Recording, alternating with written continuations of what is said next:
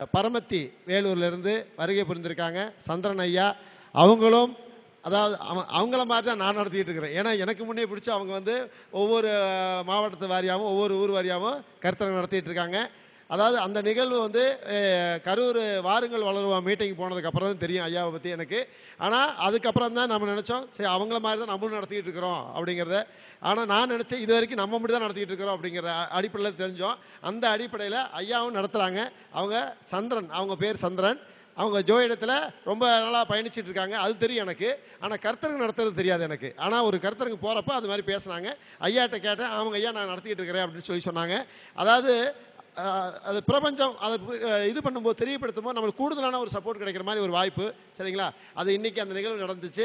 சந்திரன் ஐயாவை ஜோதிட கருத்துக்களை பதிவு பண்ண வருக வருக என வரவேற்கிறோம். அகத்தியர் ஜோதிட வித்யாலய அறக்கட்டளை சார்பாக அகத்தியர் ஜோதிட விழாவுக்கு வருகை புரிந்த அனைவரையும் வருக வருகன்னு வரவேற்கிறேன். இந்த 23வது ஜோதிட கருத்தரங்க விழா ஒவ்வொரு ஊரிலும் இந்த ஜோதிட கருத்தரங்கத்தையும் சிறப்பாக நடத்தி கொண்டிருக்கிற இந்த ஜோதிட குழு சார்ந்த அனைவரையும் வாழ்த்துகிறேன், வணங்குகிறேன். ஏன்னா ஒரு ஜோதிட கருத்தரங்கம் என்பது அந்த ஜோதிடத்தை வளர்க்குவதும் அதே மாதிரி ஜோதிடத்தில் பேசக்கூடியவரும் வளருவதும் இந்த மாதிரி ஒவ்வொரு விழாவும் ஒவ்வொரு ஊரில் போய் நடத்தணுங்கிற ஒரு நிகழ்வு வந்து நான் வந்து கிட்டத்தட்ட ஒரு 7-8 வருஷமாக பண்ணிகிட்டு இருக்கிறேன். இப்போ சமீபத்தில் நாங்கள் வந்து கும்பகோணத்தில் வந்து ஜோதிட கருத்தரங்கம் நடத்தினோம். அது மாதிரி ஒரே ஊரில் நடத்த மாட்டோம். அது மாதிரி ஒவ்வொரு ஊரில் போய் நடத்துறத எங்களோட ஜோதிட ஒரு சேவையாக செஞ்சு கொண்டு இருக்கிறோம். இந்த ஜோதிடத்தை இலவசமாகவும் கொடுத்து கொண்டிருக்கிறோம் அப்படிங்கிற ஒரு தன்மை. இப்போ ஐயா இந்த அகத்தியர் ஜோதிட அறக்கட்டளை வித்யாலயா நடத்தி கொண்டு இருக்கக்கூடிய திருத்துறைப்பூண்டியில் இன்னைக்கு 23வது கருத்தரங்கம். இந்த கருத்தரங்கத்தில் அனைவரும் வந்து ஒரு கலந்து கொண்டு ஒரு பேசக்கூடிய ஒரு மகிழ்வான தன்மை, அதையும் புது நபர்பாக பேச வைக்கிறாங்க. நானும் இதில் ஒரு புது ஆள் தான். இன்னைக்கு தான் அந்த 23வது கருத்தரங்கம் தான் நானும் இங்கே முதல் முறையாக பேசுகிறேன். அதுமாதிரி நிறைய அந்த புதுசாக பேசுகிறவங்கள வந்து ஜோதிடத்தில் பேச வைக்கும்போது இந்த ஜோதிடத்தின் மேலே அவங்க வச்சுருக்க ஒரு நம்பிக்கை அதிக வளரும். ஏன்னா இந்த ஜோதிடத்து மேலே இருக்கிறவங்களே பேசிகிட்டு இருக்கும்போது புதுசாக பேசுகிறவங்க பேசும்போது அந்த ஜோதிடத்தால் ஒரு பரிமாற்றம் வளர்ச்சி அடைஞ்சு கொண்டு இருக்கும் என்பது ஒரு நிதர்சனமான உண்மை. அந்த உண்மையை வந்து ஒவ்வொரு விழாவிலும் நம்ம பார்த்து கொண்டு இருக்கிறோம். அதே மாதிரி இந்த மாதிரி ஒவ்வொரு ஊர்லேயும் போய் இந்த ஜோதிடத்தை நம்ம பேசும்போது அந்த ஜோதிடத்து மேலே இருக்கக்கூடிய ஒரு நேசிப்பு, அது உண்மையான உணர்வுகள் அந்த ஊருக்காரங்களுக்கும் செய்கிறோம். அதே மாதிரி நாங்கள் ஒவ்வொரு ஊருக்கு போகும்போது எங்களுக்கு அந்த ஒவ்வொரு ஊருக்கு உண்டான உணர்வுகள் எங்களுக்கு கிடைக்குதுன்னு வச்சுங்களேன். ஒவ்வொரு ஊரில் வரும்போது அந்த உணர்வு அந்த ஊருக்கு உண்டான ஒரு தன்மையும் இந்த பிரபஞ்சம் எங்களுக்கு கொடுத்துக்கிட்டு இருக்குது. அந்த மாதிரி இப்போ ஜோதிடத்தை நம்ம வந்து அதில் எப்படி பலன் சொல்லலாம், எப்படி பலன் எடுக்கலாம் அப்படிங்கிற ஒரு விதியெலாம் நிறைய இருக்குது. அது நிறைய ஆசான்கள் ஒவ்வொரு பாணியிலும் சொல்லுவாங்க. அது ஒவ்வொருத்தருக்கும் ஒவ்வொரு புரிதலை உண்டாக்கும்னு வச்சுங்களேன். இப்போ ராசி கட்டமும் வந்து நம்ம மாற்ற முடியாது. 12 ராசி கட்டம் தான், 12 லக்கணம் தான், 27 நட்சத்திரம் தான், 108 பாதம் தான், 9 கிரகம் தான். இதுக்குள்ள தான் நம்ம வந்து பலன் எடுத்தாகணும், பலன் சொல்லி ஆகணும். அப்போ இந்த ஒரு ராசி வழியாக ஒரு லக்கண வழியாக ஒரு ஜாதகத்தை நம்ம எந்த மாதிரி பார்த்தா நமக்கு புரியும் என்பதை வந்து ஒவ்வொருத்தரும் ஒவ்வொரு விதத்தில் சொல்கிறாங்க. ஆனால் நம்ம தான் பார்த்தா புரிய மாட்டேங்குது ஜாதகத்தை. எல்லாரும் சொல்கிறாங்க, ஆனால் கேட்குறோம். ஆனால் நமக்கு தான் ஜாதகத்தை கட்டத்தை எடுத்து வச்சோன்னே இந்த கிரகம் இங்கே இருக்குதா, அது அங்கே இருக்குது, இது தோஷத்தை கொடுக்குமா அப்படிங்கிற ஒரு நிகழ்வுக்கு நமக்கு அந்த நேரம் வந்து நமக்கு அந்த கட்டத்தை பார்த்தோன்னா பலன் வராத போயிடும்னு வச்சுங்களேன்.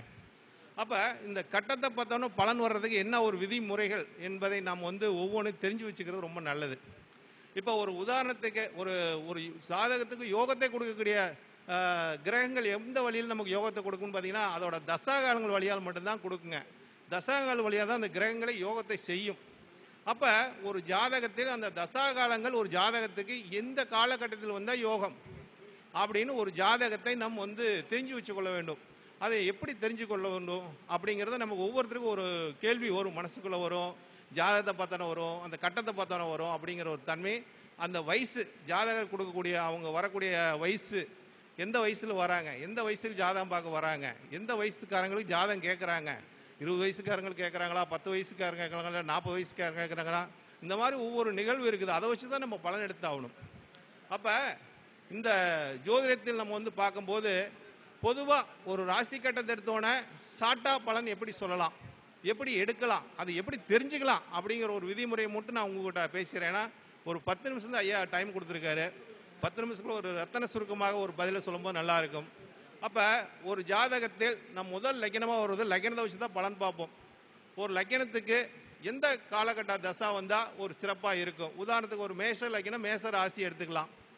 அதுக்கு எந்த காலகட்ட தசாக்கள் நல்லா இருக்கும்? ஏன்னா இந்த வரிசையாக வரக்கூடிய திசைகள் எல்லாம் ஒவ்வொன்றும் இருக்கும். அந்த மேச லக்கினத்துக்கு ஆதிபத்தியத்தை குறிக்கக்கூடிய கிரகங்கள், அந்த பாவத்தை குறிக்கக்கூடிய கிரகங்கள், இதெல்லாம் வச்சு இணைச்சு தான் அதுக்கு பலன் சொல்லி ஆகணும். இப்போ மேச லக்கினத்துக்கு உதாரணத்துக்கு 1, 5, 9 ஒரு திரிகோண பாவங்கள். அப்போ மேச லக்கினத்துக்கு ஒரு சூரியன் திசை வந்துச்சுன்னா அது சூப்பரான ஒரு யோகத்தை கொடுக்குங்க. ஏன்னா மேச லக்கினத்தில் பாருங்க, சூரியன் வந்து லக்கினத்திலே உச்சம் பெறுகிறார். அப்போ ஒரு சூரிய திசை அந்த ஜாதகத்துக்கு நடக்கும்போது ஒரு சிறப்பான ஒரு யோகத்தை கொடுத்துரும். அதுக்கடுத்து குரு திசை வந்துச்சுனாலும் யோகத்தை கொடுக்கும், யோகத்தையும் கொடுக்கும், விரயத்தையும் கொடுக்கும். அது சுப விரயமாக கிடைக்கும். ஏன்னா இப்போ சூரியனுக்கு ஆதிபத்தியம் ஒன்று தான். மேச லக்கினத்துக்கு சூரியன் ஆதிபத்தியம் 5ஆம் ஆதிபத்தியம் தான். பூர்வ புண்ணியம் அதோட தன்மையை வச்சு தான் அதோட தசாபலன் நடக்கும். அதே குருவோட ஆதிபத்தியத்தை பாருங்க, 9க்கும் 12க்கும் ஆதிபத்தியம். அப்போ 9ஆம் இடம் பாக்கியத்தை கொடுக்கும், 12ஆம் இடம் சுப விரயத்தை கொடுக்கும் அப்படின்னு நம்ம எடுத்துக்கலாம். 2 ஆதிபத்தியம் வருது. அப்போ ஒரு தசா காலங்கள் மேச லக்கினத்துக்கு சூரிய திசையோ குரு திசையோ வந்தால் நல்பலனை மட்டும் செய்யும் அப்படின்னு நம்ம எடுத்துக்கலாம். அடுத்தது ஒரு கேந்திர பாவங்கள் என்று சொல்லக்கூடியது 4, 7, 10. இப்போ 4க்குடையவன் யார் அப்படின்னா சந்திரன். அப்போ மேச லக்கினத்துக்கு சந்திரனோட தசை வந்தாலும் நமக்கு ஒரு யோகத்தை கொடுக்கும். சந்திரன் வந்து மேச லக்கினத்துக்கு வந்து 4ஆம் இடத்துல ஆட்சி பெறக்கூடிய தன்மை. அதே மாதிரி செவ்வாய் பகவான் போய் அங்கே நீசமாகக்கூடிய தன்மை. அப்போ செவ்வாவோட பலத்தை சந்திரன்கிட்ட தாய்கிட்ட கொடுக்குறாங்க. அப்போ மேச லக்கினத்தில் பிறக்கிறவங்களுக்கு சந்திர தசை நல்ல ஒரு சொத்து சுகத்தையும் கொடுக்கும், சொத்து சேர்க்கையும் கொடுக்கும், சொந்த பந்தத்துக்கு உண்டான ஒரு நிலைப்பாட்டையும் பிரதிபலிக்கும் வண்ணமாக இருக்கும் சந்திரமகா திசை. அடுத்தது மேச லக்கினத்துக்கு ஏன்னா சந்திரன் ஒரு ஆதிபத்தியம் தான். அடுத்தது சுக்கர திசை வருதுன்னு வச்சுங்க. மேச லக்கினத்துக்கு ஒரு சுக்கர திசை வருதுன்னு வச்சுங்களேன். 7க்கும் 2க்கும் ஆதிபத்தியம். இப்போ 2ஆம் இடம் குடும்பஸ்தானம், 7ஆம் இடம் கலஸ்தரம். இப்போ கலஸ்தரம் வந்தோடி குடும்பமும் ஆயிடுதில்ல. அப்புறம் சுக்கர திசை மேச லக்கினத்துக்கு எந்த மாதிரி ஒரு தன்மை கொடுக்குன்னு பார்த்தீங்கன்னா 2 அதாவது சமபலத்தை கொடுக்குவது. செவ்வாய்க்கு வந்து ஒரு இந்த கிரகம் ஒரு பகையும் கிடையாது, ஒரு நட்பு இல்லை, சமபலம் பொருந்தியது. அதாவது கலஸ்தரம் குடும்பம். அப்போ தன்னோட பலத்தை எப்படி சிவன் வந்து பார்வதிக்கு தன் பலத்தை கொடுத்தாரோ அது மாதிரி மேச லக்கினக்காரங்க திருமணம் பண்ணும்போது மனைவிகிட்ட பாதி பலத்தை கொடுத்துடணும். இவங்களே வச்சுக்க கூடாது. வச்சுக்கிட்டா இவங்களுக்கு பிரச்சனை தான். கலஸ்தரத்தினால பிரச்சனை, குடும்பத்தில் பிரச்சனை வந்துடும். அப்போ சுக்கர திசை மேச லக்கினத்துக்கு வரும்னா அவங்க வந்து மனைவி கிட்ட தன்னோட பொறுப்பை ஒப்படைச்சிருவது ரொம்ப ரொம்ப சிறப்புங்க. ஏன்னா சுக்கரன் அதிக செலவிலையும் கொடுத்துருவாரு, சயான சுகத்துக்கு ஆசைப்பட வச்சிருவாங்க.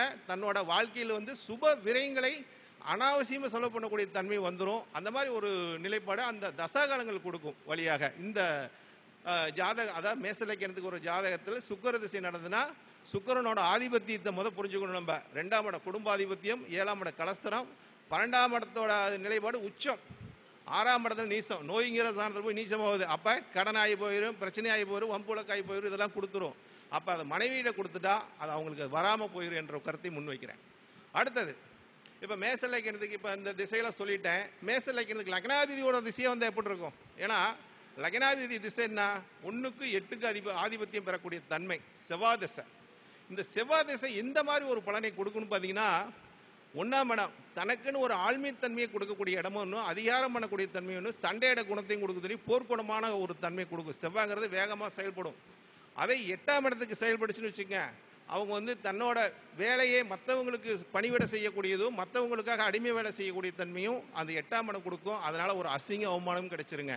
அப்போ மேச லக்கினத்துக்கு 8ஆம் இடம் செவ்வாய் தசை வந்துச்சுன்னா, செவ்வாய் தசை நடந்தாலும் சரி மிக மிக கவனமுடன் இவங்க இருக்க வேண்டும். அதே மாதிரி தன்னோட செயல்பாடுகளை மற்றவர்கிட்ட கேட்டேன்னா உழைப்புங்கிற ஸ்தானத்தில் போய் செவ்வாய் உச்சம் பெறுகிறார் 10ஆம் இடம் கர்ம மேன்மை என்று சொல்லக்கூடிய ஸ்தானத்தில். அப்போ அந்த செவ்வாய் வந்து வேகமாக செயல்படுவார். ஆனால் வேகமாக செயல்பட்டு தான் படுவார், விவேகமாக செயல்பட மாட்டார். அதான் அர்த்தத்தோடு செயல்பட மாட்டார். அர்த்தமற்ற செயல்கள் அதிகமாக இருக்கும். அப்போ இவங்க வந்து அந்த செவ்வாய் திசை நடக்கும்போது தன்னோட வேகத்தை மற்றவரோட ஒரு ஆலோசனை கேட்டு அறிவுரை கேட்டு அந்த தசைப்படி நடந்தாங்கன்னா அவங்களுக்கு யோகம் எது மூலியமாக கிடைக்கும்? தொழில் மூலியமாக கிடைக்கும், தன்னோட லக்னாதிபதிக்கு நல்பேர் கிடைக்கும், தொழிலும் யோகத்தை கொடுக்கும்னு வச்சுங்களேன். இந்த மாதிரி அந்த பாவம் ஆதிபத்திய ரீதியாக அந்த தசா காலங்கள் வழியாக நம்ம இந்த பாவத்தை எடுத்து தான் பலன் பார்க்கணும். அடுத்ததாக மேச லக்கினத்துக்கு எந்த திசை வரக்கூடாது? சனி திசை வரக்கூடாது. ஏன் சனி திசை வரக்கூடாது? காலதேவனுக்கு 10ஆம் ஆதிபத்தியம் பெறக்கூடியது, தொழிலுக்கு மேன்மை தரக்கூடிய ஒரு சனி தான். ஆனால் அந்த வீட்டிலே போய் செவ்வாய் உச்சம் பெறுகிறாரு. ஆனால் சனி பாதகாதிபதிங்க. இப்போ மேச லக்கினத்துக்கு சனி 11லேருந்து திசையை நடத்தினாலும் சரி, 7 உச்சம் பெற்று திசையை நடத்தினாலும் சரி, 10ல் ஆட்சி பெற்று திசையை நடத்தினாலும் சரி, எங்கிருந்து திசை நடத்தினாலும் அவருக்கு அவயோகத்தை கொடுத்துருவாரு. ஏன்னா பாதகாதிபதி சுபயோகத்தை வழங்க மாட்டார். அதே அந்த சனி பகவான் லக்கணத்தில் உட்காந்து நீசம் பெற்ற திசையை நடத்தினா அந்த ஜாதகத்துக்கு யோகம். அதாவது மேச லக்கணத்துக்கு 10ஆம் அதிபதியாக வரக்கூடிய சனி பகவான் நீசமாய் திசை நடத்தினான்னா அவங்களுக்கு யோகத்தையும் கொடுத்துருவார். எதில் யோகம்? தொழில் யோகத்தை கொடுத்துருவாரு, லாபத்தை கொடுத்துருவார், மூத்த சகோதரனால நன்மையை கொடுத்துருவாரு, எந்த பிரச்சனையும் இல்லாமல் சுகபோகமான ஒரு நிலைப்பாட்டை அந்த சனி பகவான் கொடுத்துருவார்னு வச்சுங்க. அப்போ ஒரு ஆதிபத்திய ரீதியாக பார்க்கும்போது அந்த கிரகம் நமக்கு நட்பலனை தருமா தீய பலனை தருமா என்பதை நம்ம ஒவ்வொரு காலகட்டத்திலையும் புரிஞ்சு வச்சுக்கணும். அடுத்த திசையாக வரக்கூடியது பார்த்தீங்கன்னா இப்போ ராகு திசை. மேச லக்னத்துக்கு ராகு பகவானோட திசை நடந்துச்சுன்னா அவங்களுக்கு எந்த மாதிரி ஒரு பலனை கொடுக்கணும்? ராகு விருச்சகம் என்று சொல்லக்கூடிய மறைவு ஸ்தானத்தில் அந்த கிரகம் உச்சம் பெறக்கூடிய தன்மையெல்லாம் இருக்குது. அப்போ மேச லக்னத்துக்கு ராகு பகவான் திசை வந்தானா மிக மிக அவங்க கவனமுடன் செயல்பட வேண்டும். அதே மாதிரி இந்த ராகு வந்து யோகத்தையும் கொடுப்பாரு, யோக பங்கத்தையும் கொடுப்பாரு. அப்போ ராகு அமர்ந்த சாரநாதனை வைத்து அதே மாதிரி அது வந்து திரிகோண சாரத்தில் இருக்கக்கூடிய ஒரு செவ்வாய் ஒரு குருவோட சாரமோ சூரியனோட சாரத்திலே அமர்ந்து அந்த வீட்டாதிபதி பலம் பெற்றிருந்தா மட்டும்தான் அந்த ராகு யோகத்தை கொடுப்பார், இல்லாட்டி அவயோகத்தை கொடுத்துருவார். இப்போ மேச லக்னத்துக்கு கேதுவோட தசை நடந்ததுன்னா எப்படி இருக்கும் அப்படிங்கிற தன்மை பார்த்தீங்கன்னா, இப்போ கேது பகவான் பார்த்தீங்கன்னா மேச லக்னத்துக்கு செவ்வாயும் கேது ஒண்ணும்போம். அப்போ அந்த கேது பகவான் அஸ்வினி முதல் நட்சத்திரமே அங்கே தான் உட்கார்ந்துருக்குது. அப்போ அந்த கேது பகவான் திசை வரும்போது அவங்களுக்கு ஒரு ஞான நிலைக்கெல்லாம் போகிறாங்க. ஞான நிலைக்கு போகிறது தன்னை அதாவது கடவுள் மேலே பற்று அதிகமாக இருக்குது, இல்லாட்டி கடவுளை இல்லைன்னு சொல்லக்கூடிய தன்மை வேதாங்கத்தை பேசக்கூடிய தன்மையெல்லாம் அந்த மேச லக்னத்துக்கு கேது பகவான் கொடுத்துருவாரு, துறவரம் போக வச்சுருவாருன்னு வச்சுங்களேன். இந்த மாதிரி ஒவ்வொரு நிலைப்பாட்டையும் நம் ஜாதகத்தை எடுக்கும்போது அந்த ஜாதகத்துக்கு உண்டான ஆதிபத்தியம், அந்த கிரகத்தோட ஆதிபத்தியம், அந்த அந்த பாவத்தோட ஆதிபத்தியம் உணர்ந்து அது திரிகோண சாரத்தில் அமர்ந்து திசை நடத்துதா, இல்லை கேந்திர ஸ்தானங்கள் அமர்ந்து திசை நடத்துதா, இல்லை 6-8 கூடிய திசை நடத்துதா, அப்போ அந்த கிரக வலிமை சுப வலிமையில் இருக்குதா பாவ வலிமையில் இருக்குதா என்பதை நம் ஒவ்வொரு ஜாதகத்தையும் அந்த ராசி கட்டத்தை எடுத்தோன்னா இந்த நிலைப்பாட்டை உணர்ந்து ஒரு ஜாதகத்துக்கு பலன் பார்த்தா அந்த ஜாதகத்துக்கோட பலனை 100 நமக்கு வந்து கண்டிப்பாக ஒரு 10 பாயிண்ட் ஆச்சு நமக்கு கிடைக்கும். அந்த ஜாதகத்துக்கு நம்ம சொல்கிற பலன் நிச்சயமாக ஒரு 10 பாயிண்ட் ஆச்சு அவங்களுக்கு போய் சேரும். நமக்கும் அந்த ஜாதகத்தில் பலன் சொல்ல ஒரு திருப்தியை கொடுக்க என்ற ஒரு கருத்தை இந்த அகத்தியர் ஜோதிட வித்யாலய அறக்கட்டளையிலே இந்த கருத்தை பதிவு செய்து என்னோட கருத்தை நிறைவு செய்கிறேன். எனது பேர் சந்திரன், பரமத்தி வேலூர். என்னோட செல் நம்பர் பார்த்தீங்கன்னா 9360110072. வாழ்க வளமுடன், வாழ்க வளமுடன், வாழ்க வளமுடன்.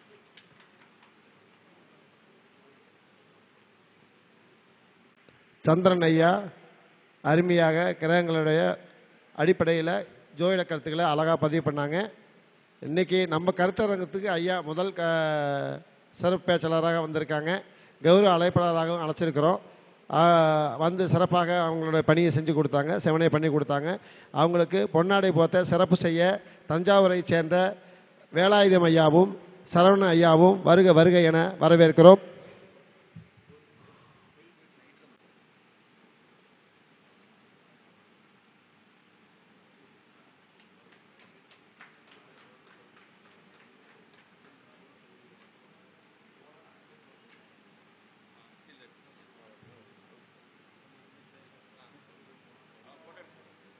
Vale.